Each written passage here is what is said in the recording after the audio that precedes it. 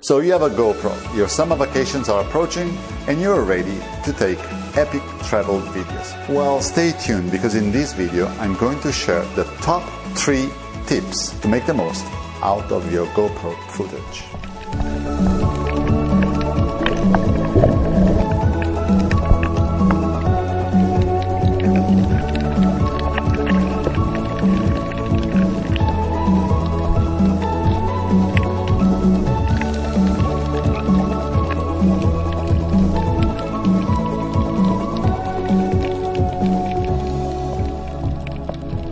Welcome to my channel. Here I post my travel short films, but I also make videos just like this one, where I share filmmaking tips and tricks. So if you're here for the first time, it might be a great idea to subscribe. The GoPro can add a very unique point of view to our travel videos, or to any kind of videos.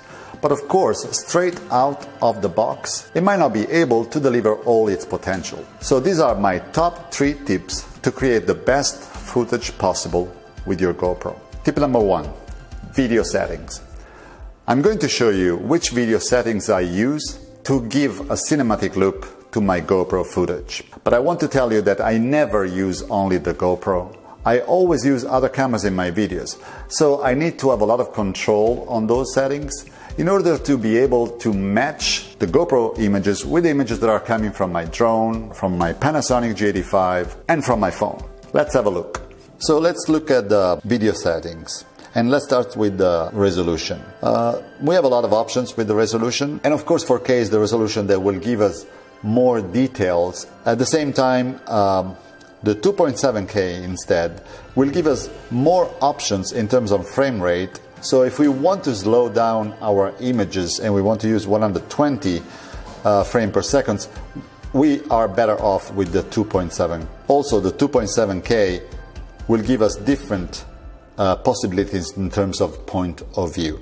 But when you don't need to slow down your images, my recommendation is to use 4K. I like to use 24 frames per second in order to have a very nice, pleasant motion blur. And let's look now at some advanced settings in the Pro Tunes.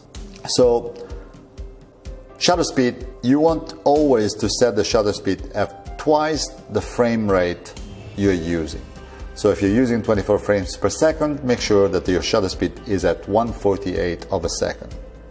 The ISO, the minimum is set at 100 and I keep it there, and I set the maximum at 800. I don't want to go over 800 because at 1600, for instance, it will get very grainy. The white balance, I leave it on auto, and the sharpness, I leave it at medium. I prefer to use the color profile flat and not the GoPro because this will help me to match the images that are coming from different cameras. And I keep the audio adjustment off. I keep on the video stabilization, and I don't actually do anything with the auto, low light, or the manual audio control. And this is it. Tip number 2.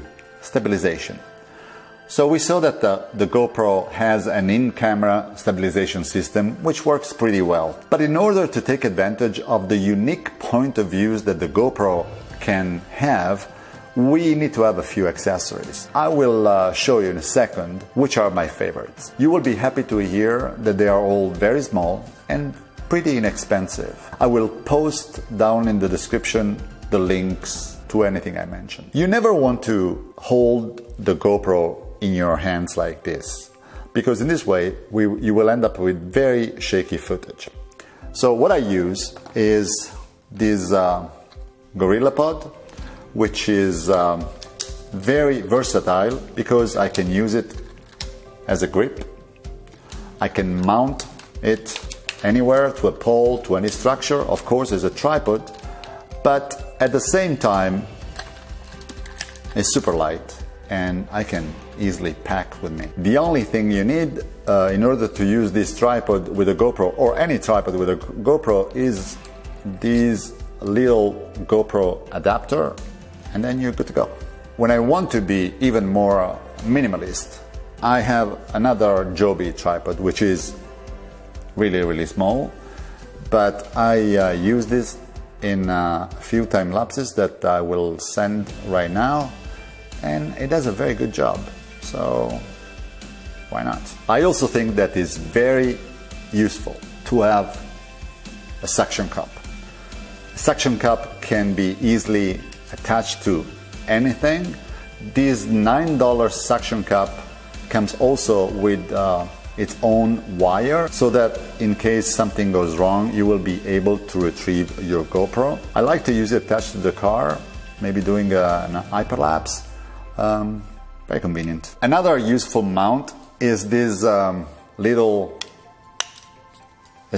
clamp that rotates 360 degrees.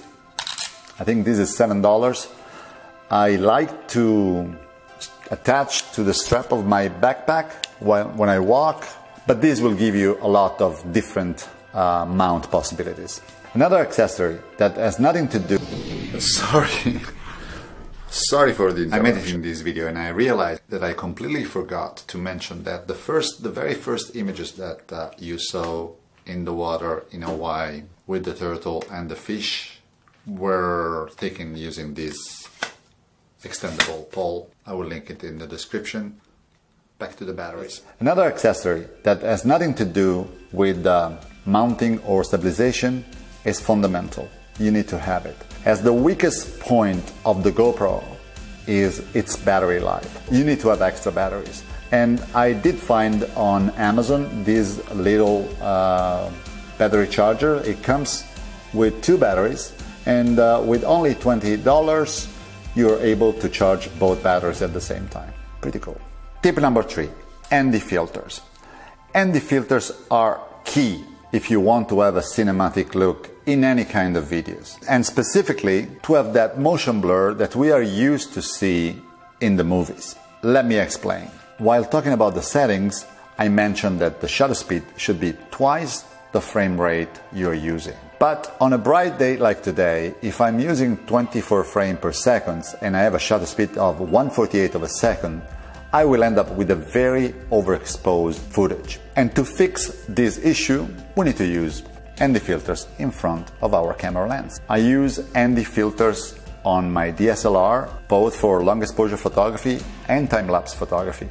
I use ND filters on the drone. I use ND filter on this camera, my Panasonic G85, when I shoot videos. I will use ND filters on my iPhone very soon, but this is for another video. These GoPro ND filters have been sent to me by Freewell. I'm not sponsored by Freewell, but I want to disclose that unlike all the other filters, I didn't pay for these ones. This kit comes with 4 filters. Each one of them has a different density, a different strength. 2 stops, 3 stops, 4 stops and 5 stops. In this way you will have the right filter in any light condition. I tested them out in the last couple of days, and I have to say that I was very impressed with the quality of the images. At the same time, maybe because they are brand new, it takes a little effort to put them on. And while I try to take them out, sometimes I end up putting my fingerprints on the filter. The good thing is that the kit comes also with a filter cleaning pan and a cleaning cloth. Very thoughtful. I hope these tips will help you to take fantastic travel videos this summer, and you're welcome to share your videos in the comments below. Thanks for watching. See you in the next video.